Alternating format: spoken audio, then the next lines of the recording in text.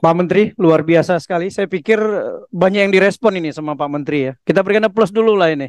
Ya, ini beberapa catatan ini nanti dibuat dalam rekomendasi. Yang pertama DPD ya setuju ya, dan juga DPD dan Kementerian Desa ya sepakat untuk masa jabatan 9 tahun 2 periode. Ya, seperti itu. Ini mohon disampaikan ke masing-masing konstituen. Jadi bapak-bapak yang ada di Komite 1 nanti segera melakukan reses dan menyampaikan hasil rapat ini Pak Menteri. Ya, kepada masing-masing kepala desa. Silakan dikumpulkan kepala desa di masing-masing provinsi. Kemudian juga terkait dengan dana desa. Ya, kita sepakat untuk meningkatkan dana desa yang selama ini dari kurang lebih 1 miliar ya, perjuangannya mungkin kalau di DPD lebih dari 5 miliar kalau kita perjuangannya 12%. Nah, nanti tadi Pak Menteri sampaikan ini tergantung dari Menteri Keuangan.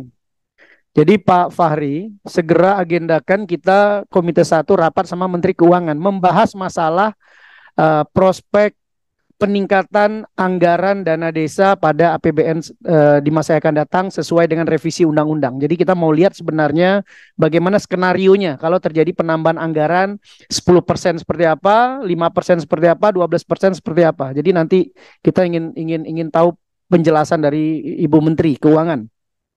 Kemudian selanjutnya terkait dengan tadi Pak Menteri juga menyampaikan sepakat dengan dana desa ditingkatkan, ya kesejahteraan kepala desa itu untuk ditingkatkan kita sepakat itu masuk juga dalam rekomendasi. Kemudian jaminan pensiun, ya untuk kepala desa ini juga kita sepakat, ya dengan melakukan 2 hal tadi, pengurangan beban kepala desa dan meningkatkan pendapatan atau anggaran. Jadi gajinya kepala desa mudah-mudahan bisa meningkat, ya. Bukan mudah-mudahan, kita harapkan ini salah satu lembaga DPD sebagai lembaga politik harus bisa memperjuangkan gaji kepala desa itu tinggi dan sebagainya. Baik, saya mulai dari Puang dulu, Puang Haji Aji Padindang. Silakan, bagaimana aspirasi kepala desa yang ada di Sulawesi Selatan? Silakan Puang. Makasih Pak Ketua, Bu Waka, ya. Bapak Menteri dengan jajaran yang saya hormati. Assalamualaikum warahmatullahi wabarakatuh. Bolehkah ada pertanyaan langsung dulu Pak Ketua ke Pak Menteri? Ini sudah adakah komitmen antara pemerintah dengan DPR untuk menyelesaikan perubahan undang-undang desa ini tahun 2023? Karena saya menganggap itu utang Bapak kepada para kepala desa yang setiap saat datang berdemo dan demonya sebagian difasilitasi oleh pemerintah, itu demo yang canggih-canggih di desa ini sekarang, difasilitasi oleh pemerintah daerahnya datang ke Jakarta, sehingga tidak merepotkan kami Pak Menteri. Biasanya kan kalau datang mereka mau pulang ya lapor pada anggota dewannya di pusat. Ini kali sudah tenang aja, sudah siap semua hotel dan transportnya. Bolehkah dulu pertanyaan langsung ini mewakili saya kira teman-teman Pak Menteri? Karena itu yang paling kunci Pak bahan kita. Terima kasih, Wang.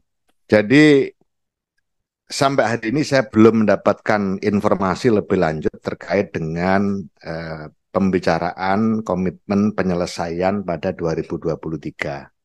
Tetapi di pemerintah ini sudah selesai karena semua bahan sudah kita bahas bersama-sama dengan Presiden dan tim di pemerintah itu diketuai oleh Mendagri, kemudian anggotanya Mendes, Menkyu, kemudian Pan RB, kemudian Menkumham.